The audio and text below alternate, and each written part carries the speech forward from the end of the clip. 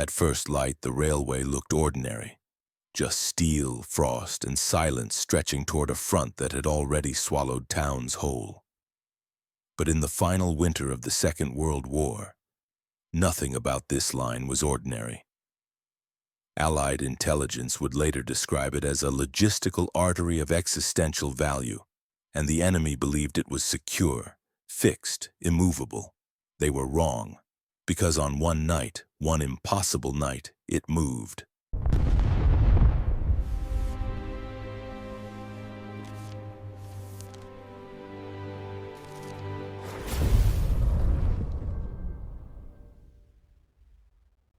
This story survived only in fragments, declassified sabotage files, scattered field reports, and interviews conducted decades after the war.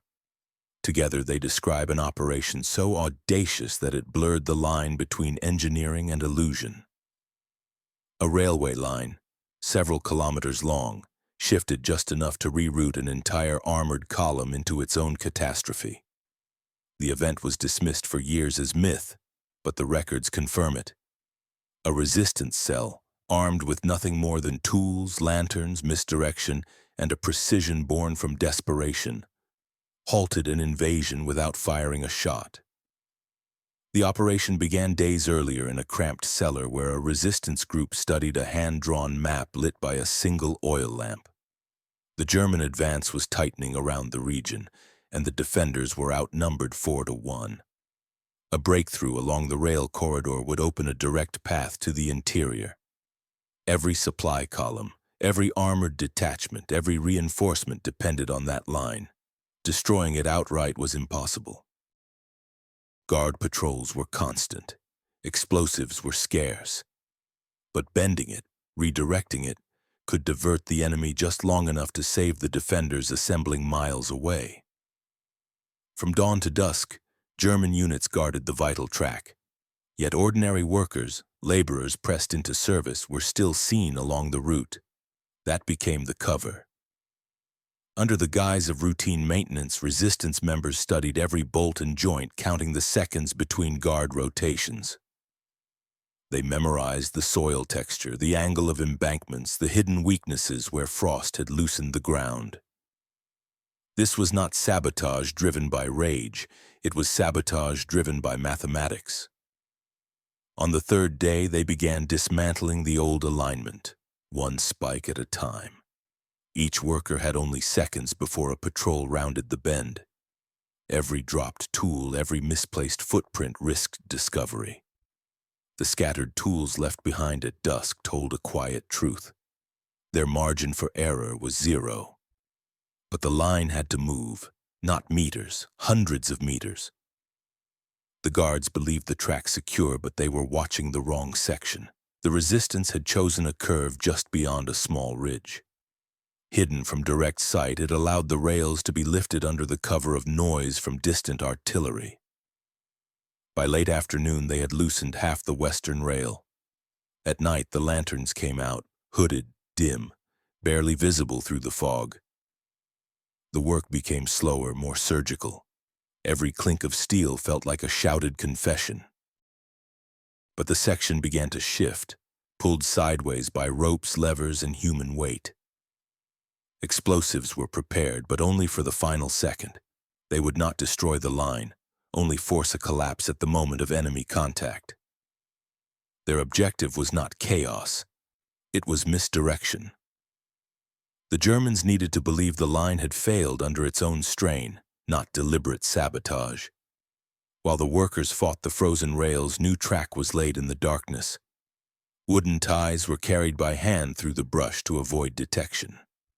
A handful of men repositioned the alignment so it appeared natural, even logical, to an approaching engineer crew.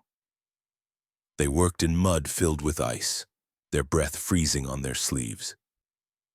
The smell of lantern oil mixed with the metallic scent of cold steel.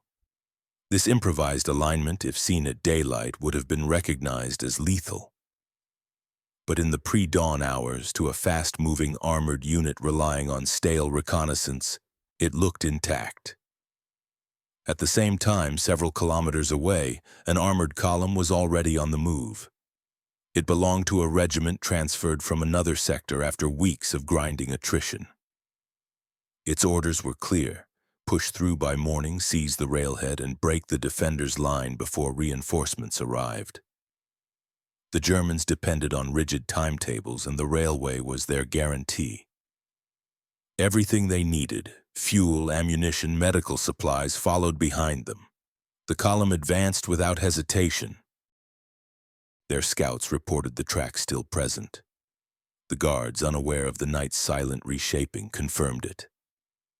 No explosions, no wreckage, nothing to suggest a trap.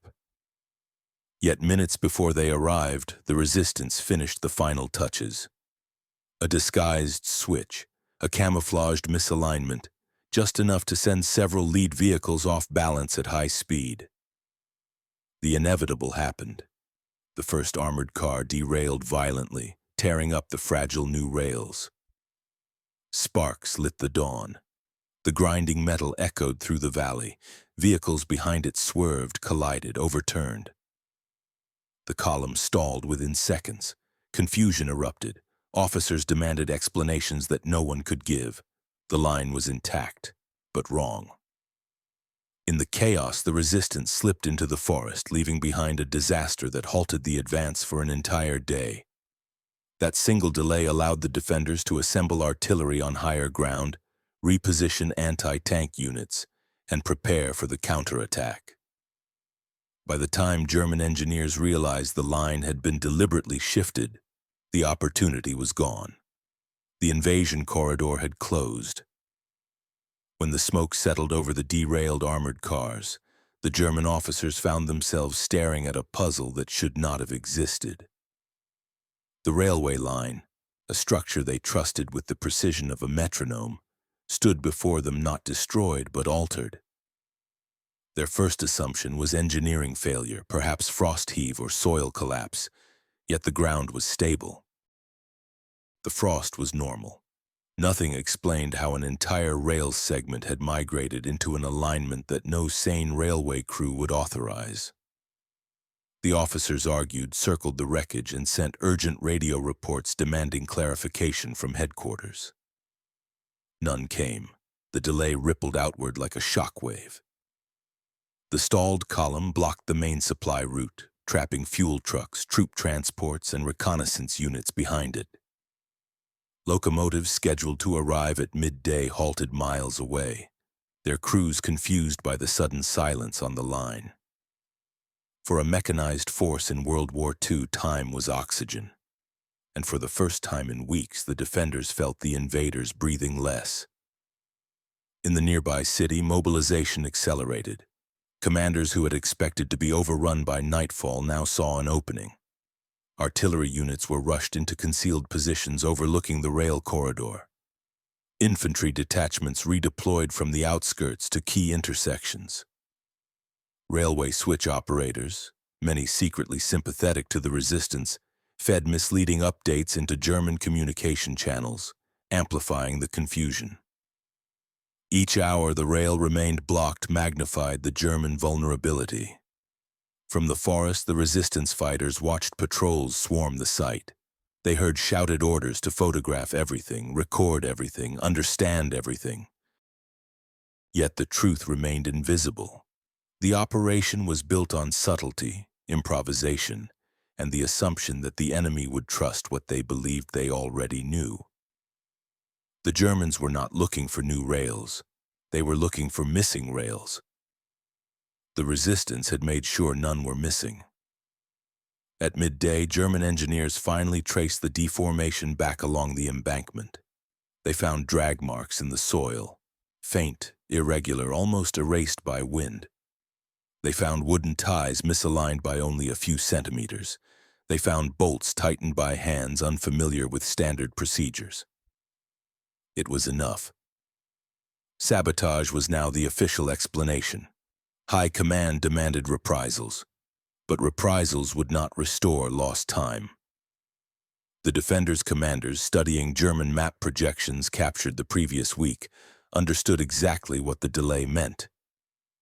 The invasion plan relied on synchronized pressure, armor through the rail corridor, infantry along the adjacent roads and artillery following on flat cars. The derailment shattered this alignment. Without armored support, the infantry units hesitated. Without artillery on rails, the German advance became a blind push into uncertain ground. By dusk, the defenders launched a counter-battery strike from elevated positions. The valley lit up with the sharp glare of muzzle flashes. German units, still reorganizing around the railway disaster, were caught off balance. Their officers realized with growing alarm that the defenders had not retreated. They had prepared. The counterattack did not seek annihilation. It sought to buy another day. And the next day, another. In war, survival often hinges not on victories but on delays. That night, in a cramped switch room lit only by a dim bulb, a young operator, one of the last civilians forced to remain in the occupied station, watched the Germans interrogate his colleagues. He kept his eyes on the floor, his breathing steady. He had seen the resistance workers earlier that week, dragging tools under their coats, whispering in the shadows. Now the Germans demanded answers no one dared to give. The operator sent one final coded update through a secondary line. The derailment holds. They haven't repaired the switch. It was enough for Defenders Command to commit fully to a new defensive perimeter. The trap had become an opportunity. As the night grew colder, resistance fighters melted deeper into the forest. They carried nothing from the operation except their memories. Some would not survive the weeks that followed. But they knew the truth. They had bought precious time, and time was the currency of resistance. An army can replace tanks, locomotives, and fuel, but not hours lost at the exact moment they matter most. At dawn of the next day, the Germans finally cleared a path through the wreckage, but the momentum was gone. The armored regiment scheduled to break the defenders' line was now operating on fractured timetables. Its supply train, halted miles up the line, had already been struck by partisan explosives. Engineers discovered that the replacement rails they needed were missing, stolen, hidden, or destroyed. The region's rail network, once their greatest asset, had become a labyrinth of uncertainty. Back at the occupied station, German officers pored over maps trying to reconstruct how an entire segment of track had moved. One officer noted in frustration that the rails were not uprooted or destroyed, they had simply been relocated. Another speculated that the resistance had access to industrial cranes, an absurd idea given the lack of machinery in the area. The final report sent to Division Command was terse. Sabotage suspected, method unknown. Decades later, that line still appears in the declassified file. In the wider context of World War II, this operation was small, trivial, some historians might say, compared to vast battles fought across continents. But its impact was real, measurable and enduring. One night, one railway line, a few dozen civilians armed with tools and courage. They disrupted the mechanized certainty of an invading army, preserved a defensive line long enough for reinforcements to arrive, and demonstrated a truth that haunts every military planner. No system, no supply chain, no invasion is invulnerable. The legacy of the war is filled with such moments, acts of ingenuity that never make it into grand histories but shaped outcomes all the same. Among the wreckage of World War II, the human capacity to adapt, improvise, and resist emerges again and again, stronger than steel and more decisive than any timetable.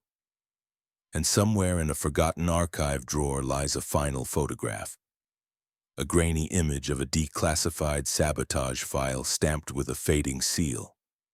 It contains a simple annotation written in the margin by an anonymous hand. The track did not vanish. It moved.